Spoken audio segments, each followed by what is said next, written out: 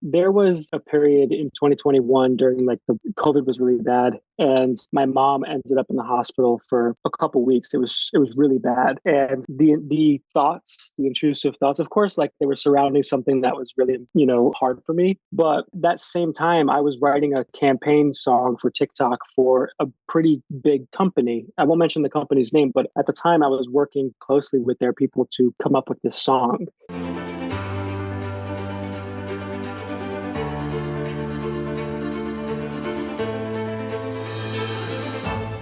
Welcome to OCD Whisperer podcast. Today with me, I have an awesome guest, Tyler Falcoa, also known by his stage name as T.Y. Falcoa.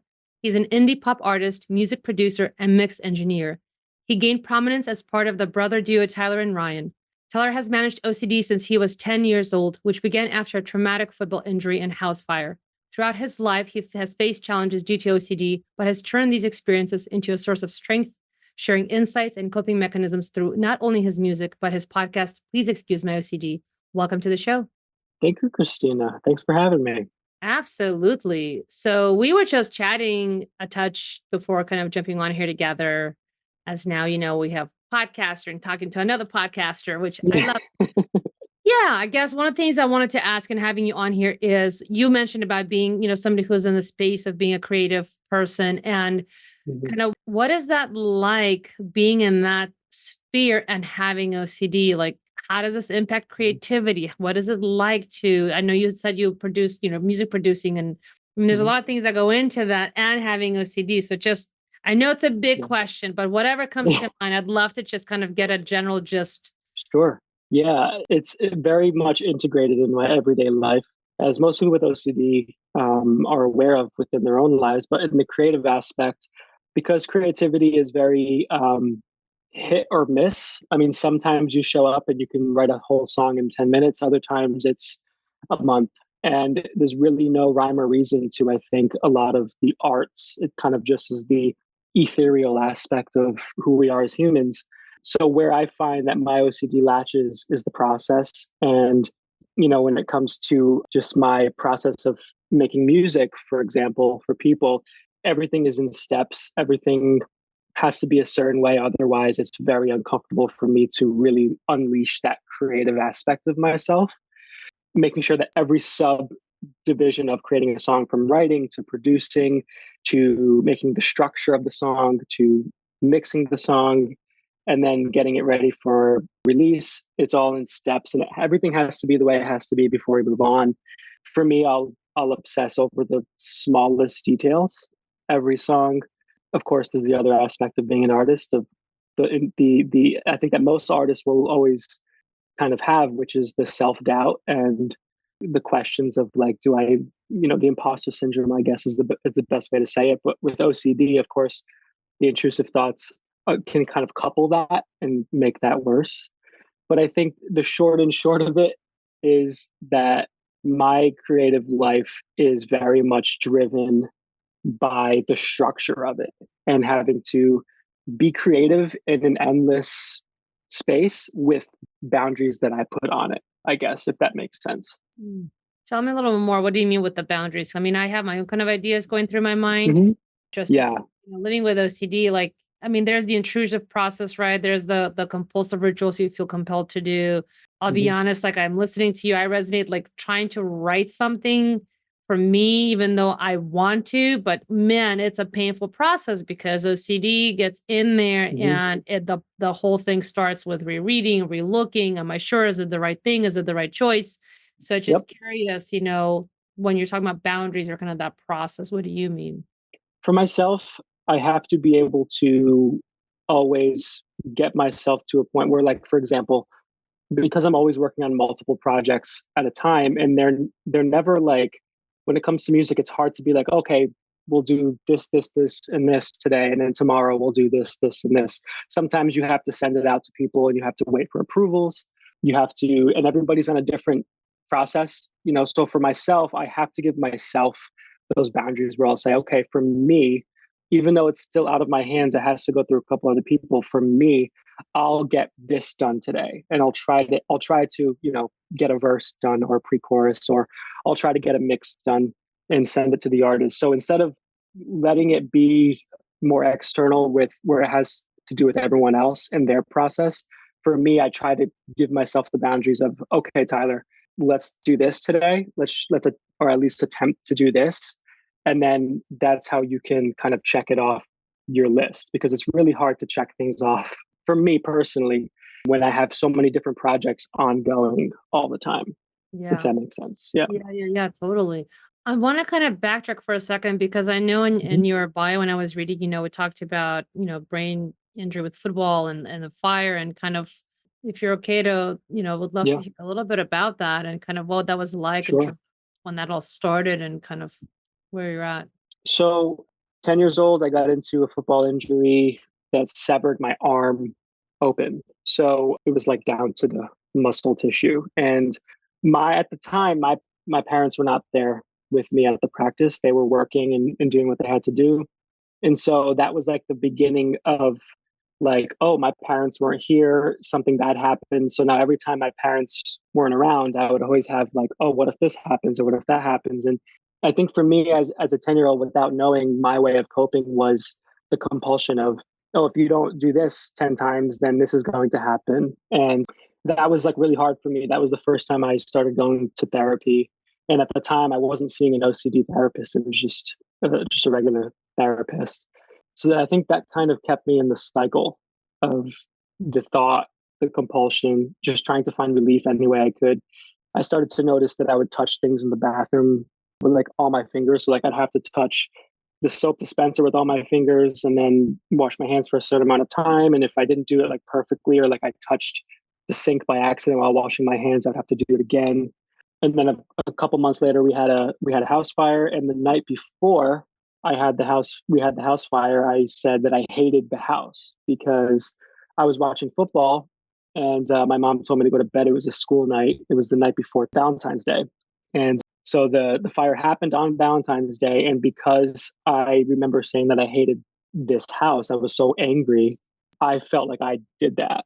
And so I became even more scared of my words and my thoughts. And it was just crippling. I mean, I couldn't go out to eat. I was afraid to go out to eat because I figured, oh, what if something bad happens if we leave, or if I get sick, or it was just like one thing after another. And I think as a child, being unconscious of, or not really consciously aware of what that is.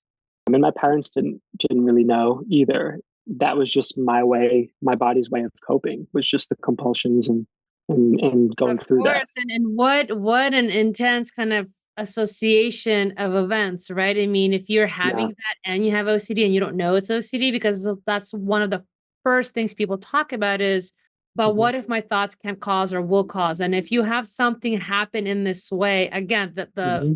the odds are usually pretty low. But when it does Right. happen, right, how Right. can you not make that Hmm. assumption and connection in your brain? And then of course everything's Right. spiral out. Especially as a 10-year-old too. I mean, I had no idea of how to like make sense of that. Yeah. Well, it sounds like since then though you've had treatment like OCD treatment. I'm assuming Mhm. probably ERP or some ACT or something like that. I unfortunately did ERP by myself before I started seeing my current therapist, which made things much worse for me. So I never recommend trying it on your own without actually talking to a professional. And medication too. And also this like the conversation that we're having, if I had seen something like this when I was 10, it would have been so different for myself and for my parents. But there was not really much of, we had no idea like where to go from there, I guess.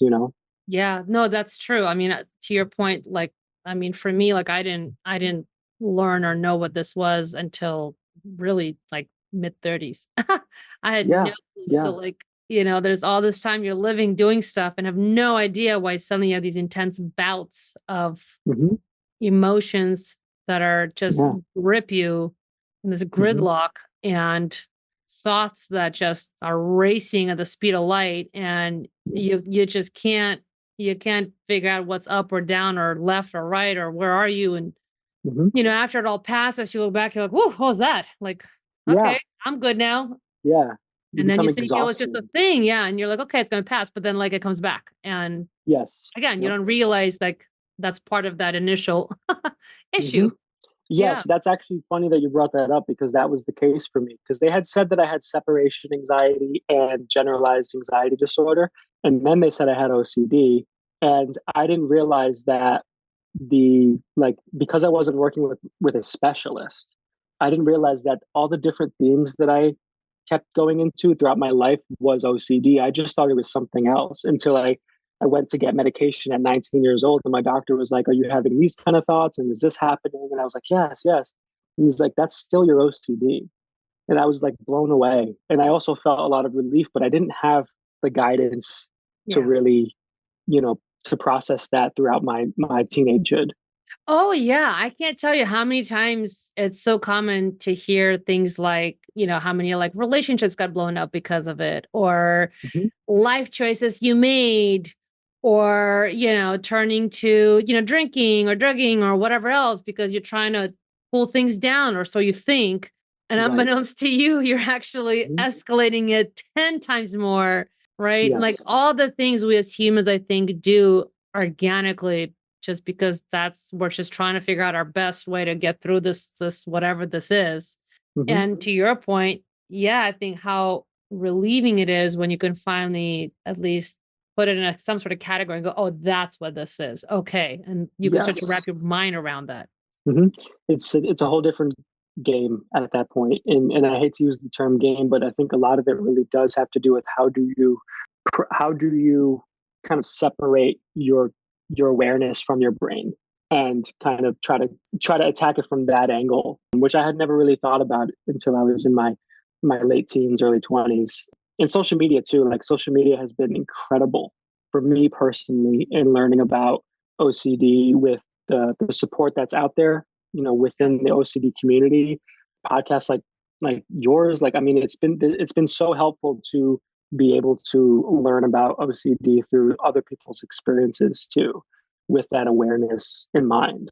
Yeah, totally. I mean, coming back to, being a creative in the field, right? Like, I mean, I can only imagine, I'm going to assume, please tell me if I'm totally off here, but you probably have off days, right? Or days where Oh yeah. OCD might creep up and you're like, oh, but I Hmm. have to complete this project, or I have to do Yes. something in my creative field, but maybe I can't right now because here's OCD, taking over, Hmm. even though I don't want it to. Like, so what do you do when that happens? There was a period in 2021 during like the COVID was really bad, and my mom ended up in the hospital for a couple weeks. It was really bad, and the thoughts, the intrusive thoughts, of course, like they were surrounding something that was really hard for me. But that same time, I was writing a campaign song for TikTok for a pretty big company. I won't mention the company's name, but at the time, I was working closely with their people to come up with this song. And I had to be able to kind of work through my OCD and the intrusive thoughts and the fact that my mother was in the hospital while also trying to write a song for my job. And for me, I think the biggest thing for me was the fact that I literally made myself sit down in front of the computer. And I luckily I didn't need to be as creative as I would for other people because a lot of it was we're looking for this, this, this. It had boundaries. So I was able to kind of like focus on the logistical side of the music. But for me, it was the act of doing what I'm uncomfortable doing, which is the hardest thing to do. And I spent most of my teenage years avoiding that. And then in my 20s, when I started to learn more and more, it was okay, like you have to be willing to be uncomfortable. So I think for me, I would open my door, and I know that there might be a compulsion, keeping my sliding door open, letting the fresh air come inside, so I didn't feel so stuck, and actually sitting down and doing the work. Now, it probably wouldn't be that simple, I think, for many people. As I mean, if this was like me as a teenager, it wouldn't have been like that for me. But I think avoiding the work, because I've done that before, avoiding it and compulsing and calling people and seeking reassurance, it always kept me just continuously going down that rabbit hole. So I knew, okay, you either can go down the rabbit hole and be really uncomfortable even then, or even get like immediate relief and then continue calling people, or you can sit down and do the job to the best of your ability. And be able to put your head down at night, call mom and then put your head down at night. So that was kind of my motivation was, okay, you have two options. It's either this or it's that. And you've chose the comfortable option way too many times. Yeah, I mean, I think that's a good point, right? Choice point. I mean, Hmm. I kind of talk about this with other people in general in life. Like, Hmm. sometimes through acceptance commitment therapy, people talk about like you can motivate through a carrot or a stick kind of thing. And I mean, there isn't any right way, right? It just really depends, I think, on the situation, right? Because It sometimes, does. Yeah. honestly, it is going to be the stick that's going to motivate because I really don't want that pain anymore. Or I don't want that thing. Hmm. So that will motivate me. And other times, it is gonna be the carrot, like, I want that, and so Yes. have you sounds like you found that to be true. Yes. I think there are some days where I feel so paralyzed to the point where I just need to have some sort of relief to some degree. And that's when I'll make the choice that I've made prior. And there are other days where I feel like I have more strength to be uncomfortable. Like I've had a couple of days recently where I was very uncomfortable in certain situations that I was in, and I would have those racing thoughts, the fast heartbeat, and I'm like ready to have a panic attack. And then I'm like, I actually, to be honest with you, I'll think about some people that I've met on social media and I'll see them doing the work. I'll see them doing ERP and I'll see them being like, today's a great day to do exposures. And I'm like, why am I any different? Like if I need to do an exposure today, then so be it. And there's really nothing different about the things that I'm scared of and the things that they're scared of. Our brains perceive them as the same kind of level of danger to some degree. And so, to be honest, that's like a big thing for me is I'll think about the people that I've met who deal with this, and they do it almost on the daily where they're doing exposures like that. So that has helped me tremendously. I love that. I mean, I think it's true, right? We still need some sort of a mentor or something just, to hold on to even as a concept, as an idea. Or Yes. to your point, just to see other examples. I think if we can see it, then we know it's possible. And then the question is, yeah, why not me? And there really is. Right. I think that the answer is, well, why not? There really isn't any reason why not, right? Right. We at the end of the day will get in our own way. Hmm. Um, I have done that plenty of times.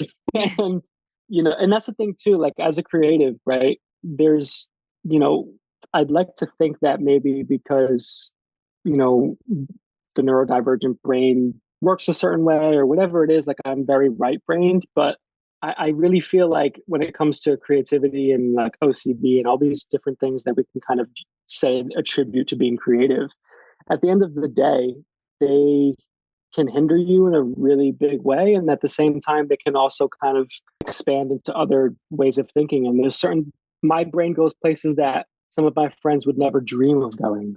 And not in like the most positive way. I'm saying that like my brain will go to the 10th degree on things, but also like sometimes I write about that. I will write about the places that my brain goes. And so while I still have to have everything a certain way when it comes to my process, I also can be expansive in the things that I write about and be vulnerable in a way that a lot of people that I know are still trying to figure out how to do.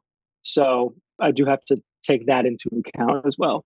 I'm curious your thought on this as you're talking. I know that sometimes I've seen people mention things like, "Oh, my OCD has helped me in these ways," or it's given me like this, like I like it in this way where I mean, the one thing that comes to mind that some folks have shared is like I'm very, let's say, organized in terms Mhm. of like because those things matter so much and I know where my OCD can get in there and mess with me that this is where like it's a strength. Like my OCD is people have shared recently where it's not always been seen as a complete negative. Mhm. Mhm. Do you at Yeah. all? What do you think about that? I see a lot of people will talk down to other people on social media about when anybody says anything that positive about what OCD has done to them, they'll talk down to those people because they know how hard OCD is and because OCD is debilitating. I think they on some level may feel that their pain is not warranted or it's not being accepted in some form. But for me, I refuse to believe that there's only negativity and no positive. Like I think there's a duality to everything. It does not matter what it is. And that might be a controversial thing to say, but I really do believe that. And for me, my OCD has been debilitating. It's been part of very, very dark times in my life. but also I am personally, I'm extremely dependable. I'm very prompt. I am extremely organized, yes. Although that's not like OCD, that's my way of control for my life is my organization. That is my way of doing things a certain way to feel control. And you can see that in my work. And people that work with me can also see that, even though they may not even recognize it. So, aside from the debilitating aspects of OCD, and I've had many subcategories, as you can call it, I do have to say that I do pride myself in the way that I carry my life with people in my profession. It does help me advance in that aspect of my life. Yes. I love it. Thanks so much for sharing. And thank you so much for coming on the show. And before we wrap up today, how can people find you if they'd like to find you? Thank you for having me, by the way. They can find me on Instagram at Tyler Falcoa, TYLERFALCOA. And same on TikTok as well. The podcast can be Please Excuse My OCD, Instagram, TikTok, Spotify. Just those, yeah, just search my name or the podcast, no matter where it is, you'll find me. Of course, and then I'll be in the show notes. And one last question is, what is something you'd love to leave the audience with? Any message of hope or motivation or a lesson or a joke, anything that comes to mind? I think for me, yeah, cats help with everything. So, yeah, Aw, cats look at that. are great therapy. No, I think honestly, to know where I've been and to see myself on a place where it's not that I don't deal with it. I deal with it every day, but not to the level that I was at. I think no matter where you are in your OCD journey, that it is absolutely possible to get to a place where it becomes more manageable. I love it. Thanks, Tyler. Thank you, Christina.